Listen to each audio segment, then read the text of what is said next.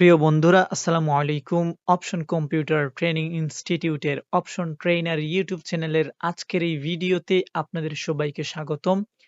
প্রিয় বন্ধুরা, আজকের এই ভিডিওর মাধ্যমে আপনাদেরকে শেখানো হবে মাইক্রোসফট অফিস এক্সেল অর্থাৎ মাইক্রোসফট অফিস এক্সেলের সব ধরনের যোগ করার ফাংশন। অর্থাৎ কিভাবে যোগ করবেন, কোন কোন ফাংশনের মাধ্যমে যোগ করা যায় সেই ফাংশনগুলো আজকে শেখানো হবে আপনাদেরকে। খুব মনোযোগ সহকারে ভিডিওটি দেখবেন। আমি ভিডিওটি শুরু করছি। তো এইদিকে লক্ষ্য করেন, এই জায়গায় আমি লিখেছি 1000 এবং এই জায়গায় লিখেছি 200। এই দুইটির যোগফল আমি এই জায়গায় বাহির করব। অর্থাৎ এই সেলের নাম্বার হচ্ছে D5। অর্থাৎ এই D5 সেলে আমি কি করব, এই দুইটির যোগফল বাহির করব। তখন কি করব, কিভাবে যোগফল বাহির করব? আমি প্রথমে ইকুয়াল দেব কিবোর্ড থেকে। ইকুয়াল দেওয়ার সাথে সাথে আমি এই জায়গায় 1000 এর সেল নাম্বার লিখবো। অর্থাৎ ইকুয়াল দেওয়ার পরে আমি কি লিখবো? এই 1000 এর সেল নাম্বার। যেহেতু আমি 1000 এর সাথে 200 যোগ করব, সেক্ষেত্রে 1000 এ ক্লিক করব বা 1000 এর সেল নাম্বার লিখবো।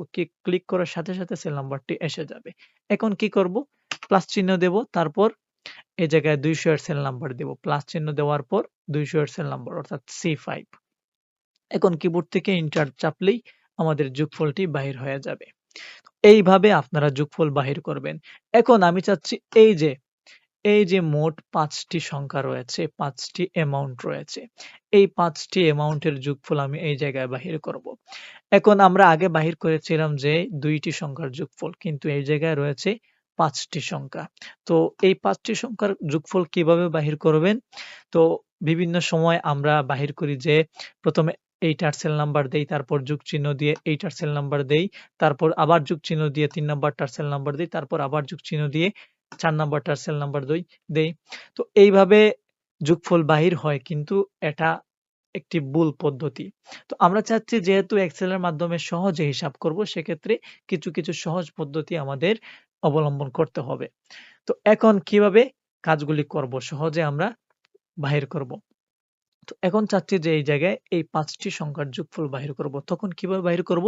আমরা প্রথমে ইকুয়াল দেব। ইকুয়াল দেওয়ার পরেই আমাদের লিখতে হবে সাম, অর্থাৎ যোগফলের ইংরেজি হচ্ছে সাম। আমরা যেহেতু যোগফল বাহির করতে চাচ্ছি, সেহেতু কম্পিউটারকে বা এক্সেলকে আমাদের নির্দেশ দিতে হবে, মানে আমি যোগ করব। অর্থাৎ যোগফলের ইংরেজি হচ্ছে সাম। আমি কিবোর্ড থেকে সাম লিখবো, SUM সাম। সাম দিয়ে বুঝাবো যে আমি যোগ করতে যাচ্ছি। তো এখন সাম দিয়ে বুঝিয়েছি যে আমি যোগ করব, কোনগুলা যোগ করব সেগুলো দুইটি ব্র্যাকেটের ভিতর ঢুকিয়ে দেব। এখন লেফট ব্র্যাকেট দিলাম। দেওয়ার পর কোনগুলা যোগ করতে যাচ্ছি সেগুলো আমি এইভাবে সিলেক্ট করে নিব।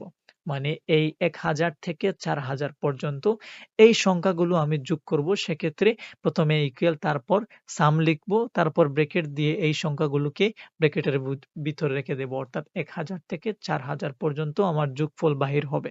এখন আমি ব্র্যাকেটটি ক্লোজ করব রাইট ব্র্যাকেট দ্বারা। এখন কিবোর্ড থেকে আমি এন্টার চাপবো। এন্টার চাপলেই আমাদের যোগফলটি বাহির হয়ে আসবে। এখন এই জায়গায় আমার হয়তো 1 মিনিট ব্যয় হয়েছে। আমি চাচ্ছি আরো সহজে, আমি চাচ্ছি 1 সেকেন্ডে এই যোগফলটি বাহির করব। সেক্ষেত্রে আমি এইভাবে সিলেক্ট করব। এইভাবে আমি সিলেক্ট করলাম। যেহেতু আমি চাচ্ছি এই 5টির যোগফল আমি এই জায়গায় বাহির করব।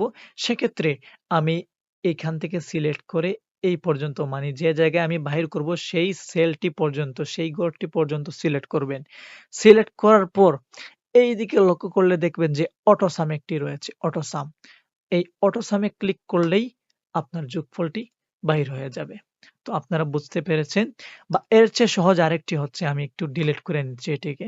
আমি যাচ্ছি এর যোগফল বাহির করব। এই জায়গায় আমি এইভাবে সিলেক্ট করলাম। সিলেক্ট করার পর আপনি যদি কিবোর্ড থেকে অল্টার এবং ইকুয়াল একসাথে দেন, কিবোর্ড থেকে অল্ট একটি অপশন দেখবেন, অল্ট একটি কি রয়েছে ALT। এই ALT কিতে চেপে ধরে এবং ইকুয়াল চাপবেন, অটোমেটিক্যালি আপনার যোগফলটি বাহির হয়ে যাবে। অর্থাৎ যোগফলের কিবোর্ড কমান্ড হচ্ছে অল্ট ইকুয়াল, অর্থাৎ অল্ট ইকুয়াল। এইভাবে যোগফল বাহির করতে পারবেন। এখন আরেকটি ফাংশন আমি আপনাদেরকে দেখিয়ে দিচ্ছি যে, যেমন ধরো এই জায়গায় কিছু লিখলাম, ঠিক একই রকম ভাবে আমি ডান দিকেও লিখলাম।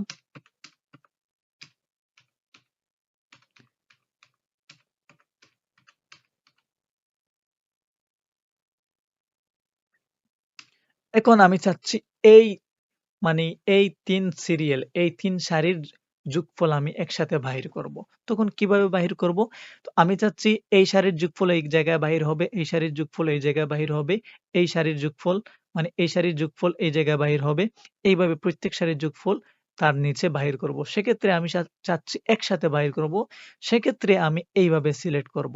মানে এই ৩ টি সারিকে এইভাবে সিলেক্ট করব, যে জায়গায় যোগফল বাহির করতে চাচ্ছি সেই খালি ঘরটিও এভাবে সিলেক্ট করব। সিলেক্ট করার পর এই জায়গায় অটো সাম দিলে যোগফল বাহির হবে, বা কিবোর্ড থেকে অল্ট চেপে ধরে ইকুয়াল দিলে যোগফল বাহির হবে।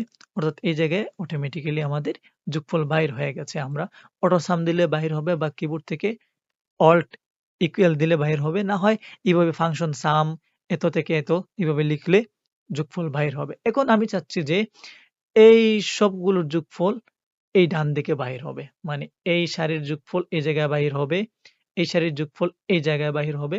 তো এইভাবে আমি যোগফল বাহির করব। সেক্ষেত্রে কিভাবে? এই এইভাবে আমি সিলেক্ট করব। তো এখন খালি যে জায়গায় আমি যোগফল বাহির করতে চাচ্ছি সেই সেলগুলো আমি সিলেক্ট করেছি। এখন কিবোর্ড থেকে অল্ট ইকুয়াল দিলে যোগফল বাহির হবে, না হয় এই অটো সাম। অটো সামের কিবোর্ড কমান্ড হচ্ছে অল্ট ইকুয়াল, দেখতে পাচ্ছেন? অটো সামে ক্লিক করবেন, সহজে যোগফল বাহির হয়ে যাবে। এগুলো হচ্ছে যোগফল। তো আজকের ক্লাসটি কেমন লেগেছে?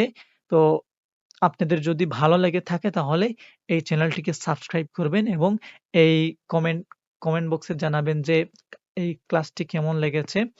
এবং যদি এই যোগ করার ফাংশনগুলি বুঝে থাকেন তাহলে অবশ্যই একটি লাইক করবেন, যাতে আমি আরো উৎসাহ পাই পরবর্তী ভিডিওগুলো আরো ভালোভাবে বুঝানোর জন্য। ভিডিওতে ভালোভাবে হিসাব নিকাশ বুঝানোর জন্য যাতে উৎসাহ পাই। তো চ্যানেলটিকে সাবস্ক্রাইব করে রাখবেন। আজকের ক্লাসটি এখানেই শেষ। আসসালামু আলাইকুম।